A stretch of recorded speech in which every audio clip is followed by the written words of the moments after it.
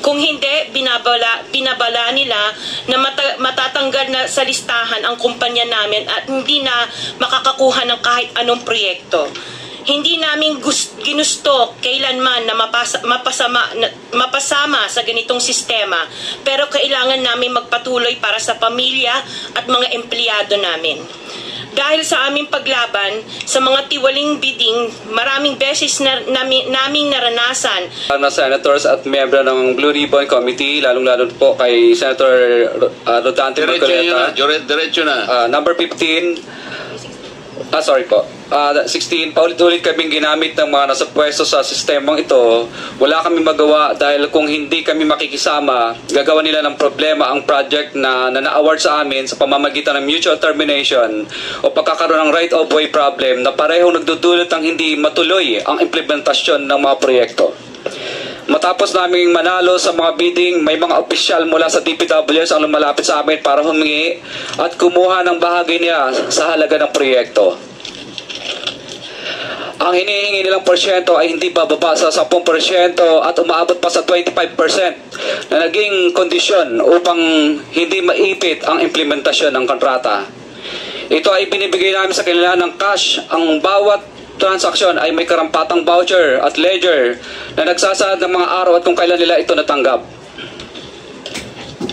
Ilan sa kanila ay sina Terence Calatrava, former Undersecretary of Office of the Presidential Assistant of the Visayas of the Philippines, Kong Roman Romulo of Pasig City, Kong Jojo Ang of Usmag Ilonggo Party List, Congressman Patrick Michael Vargas of Quezon City, Kong Juan Carlos Arjo Aitayde of Quezon City, Nicanor Nicky Briones of Aga Party List, Congressman Marcelino Marcy Teodoro of Marikina, Congressman Florida Robes of San Jose del Monte, Bulacan, Congressman Leandro Jesus Madroño of Romblon, Congressman Benjamin Benji Agarao Jr., Congressman Florencio Gabriel Bemnoel of Anwaray Party List, Kong Leo de Ode Tariela of Occidental Mindoro, Congressman Reynan Arrogancia of Quezon Province, Kong Marvin Rillo of Quezon City, Kong Teodoro Haresco of Aklan, Kong Antonieta Yudela of Zamboanga Sibugay, Kong Dean Asisio of Caloocan, Kong Marivic Pilar of Quezon City. 21. Mayroon ding mga kinatawan ng ilang politiko na nakikipagtakbo sa amin upang manghingi ng porsyento kapalit ng mga porsyento ng mga proyekto. Ang mga porsyentong ito ay 25% ay ipinipilit sa amin bilang karaniwang kalakaran na wala akong kakainang tanggihan. Ilan sa kanila ay sina Regional Director Eduardo Virgilio of DPWS Region 5, Director Ramon Ariola III of Unified Management UPMO, District Engineer Henry Alcantara, DPWS Bulacan First, Undersecretary Robert Bernardo, District Engineer Aristotle Ramos of DPWS Metro First, Pasig City, District Engineer Manny Bulusan of DPWS North, Manila Deo, District Engineer Edgardo Sipingol of DPWS Bulacan Sabdeo, District Engineer Michael Rosaria of DPWS Quezon Second Deo. Karamihan sa mga kawani ng DPWS na nabanggit sa itaas ay paulit-ulit na binabanggit ang delivery ng pera ay para sa kay Saldico na dapat at least 25%. Si Kong Marvin Rillo naman ay ilang beses na binabanggit ang pangalan ni Speaker Martin Romualdez bilang kanyang malapit na kaibigan. 25. Sa tuwing umiinom kami sa Wine Story, sa BGC at sa Shangri-La Mall, sinasabi pa ni Kong Rillo na lahat ng kanyang request para sa pondo ay galing pa mismo sa unprogrammed funds at insertion na inaaprubahan ni Speaker. Ang tao ni Marvin Rillo na si Bogs Magalong ang pumupunta sa amin para kunin ang pera sa aming opisina o sa Wine Story. Si Kong Jojo Ang naman, lagi ring binabanggit sa lahat ng project sa kanya ay papondo ni Speaker at ni Saldico. Mataas ang hinihingi sa project, dagdag pa niya, hindi naman lahat ng pera ay para sa kanya, kundi para kay Speaker at kay Saldico. Sa lungsod ng Pasig naman, lumapit sa akin ang DPWS Project Engineer na si Angelita Garucha para kolektahin ang parte ni Kong Roman Romulo sa flood control projects noong 2022. 28, number 28. Pagdating ng 2025, si District Engineer Aristotle Ramos ang sumunod na nagpakilala na bagman ni Kong Roman Romulo, kung saan 30% ang kanyang hiningi ay para kay Kong Roman Romulo. Sinabihan ko kay D.E. Ramos na masyado namang mataas, ngunit sinabi niya na walang magagawa dito dahil punto ito galing sa unprogrammed funds at insertion galing sa taas. Sa ilang pagkakataon, ang mga politiko na personal na inabutan ng halaga ayon sa hinihingi nilang porsyento mula sa proyekto. Ang pagbabayad na ito ay hindi naman kagustuhan kundi isang hakbang na ginawa namin dahil sa matinding panggigipit. Ilan sa kanila ay sina Kong Antonieta Yudela kasama ang kanyang asawa, Kong Marvin Rillo of Quezon City, Kong Nikki Briones of Aga Party List, Arturo N. Ataide, ama ni Kong Arjo Ataide, Kong Florencio Gabriel Bem Noel of Anwaray Party List, Kong Eliandro Jesus Madroño of Romblon, Kong Benjamin Benji Agarao Jr. Bagamat naging matinding pagsubok ang kabawasan ng pondo na nakalaan sa proyekto, pilit at matapat namin sinusunod ang bawat espesifikasyon na nakasaad sa Program of Works na nakasaad sa proyekto ng DPWH. Nakakasiguro kami na nagawa namin ng maayos at matapat ang bahagi o phase ng proyekto na na-award sa amin. Sa katunayan, hindi kami mababayaran ng DPWH kung hindi ito dumaan at pumasa sa maraming material testing na naaayon sa design ng DPWH. Ina-assess at ini-inspect ng DPWH ang bawat proyekto base sa natapos na parte o accomplishment. Napilitan kami na i-absorb ang kabawasan na ito na nagdudulot ng maliit na kita o pagkalugi sa ilang projects. Para makabawi, dinadamihan na lang namin ang partisipasyon sa mga projects. Taliwas sa mga lumalabas na may mga impormasyon sa publiko, hindi kailanman kami gumawa ng ghost projects. At masugid kami nag-i-inspect sa lahat ng aming mga natapos na projects. Handa po kaming tumistigo ng walang pilit at kusang loob bilang state witness at sabihin ang lahat ng nangyayaring katiwalaan ng Kamara, DPWH at iba pang mga kawani ng gobyerno upang gawin ang tama. Kami ay lubos na humihingi ng tulong sa Senate Blue Ribbon Committee na pinamumunuan ng buting Chairman Senator Dante Marcoleta at kay President Bongbong Marcos para sa proteksyon at seguridad ng aming pamilya. Ang salaysay na ito ay kusang loob namin ginawa at walang sino bang pumilit na gawin ito.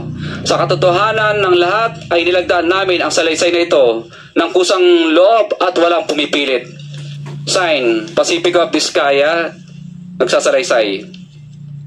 Ilan sa kanila ay sina Terence Calatrava, former Undersecretary of Office of the Presidential Assistant of the Visayas of the Philippines, Kong Roman Romulo of Pasig City, Kong Jojo Ang of Usbag Ilonggo Party List, Congressman Patrick Michael Vargas of Quezon City, Kong Juan Carlos Arjo Aitaide of Quezon City, Nicanor Nikki Briones of Aga Party List, Congressman Marcelino Marcy Teodoro of Marikina, Congressman Florida Robes of San Jose del Monte, Bulacan, Congressman Eliandro Jesus Madroño of Romblon, Congressman Benjamin Benji Agarao Jr., Congressman Florencio Gabriel Bem Noel of Anwaray Party List, Kong Leo de Ode Tariela of Occidental Mindoro, Congressman Reynan Arrogancia of Quezon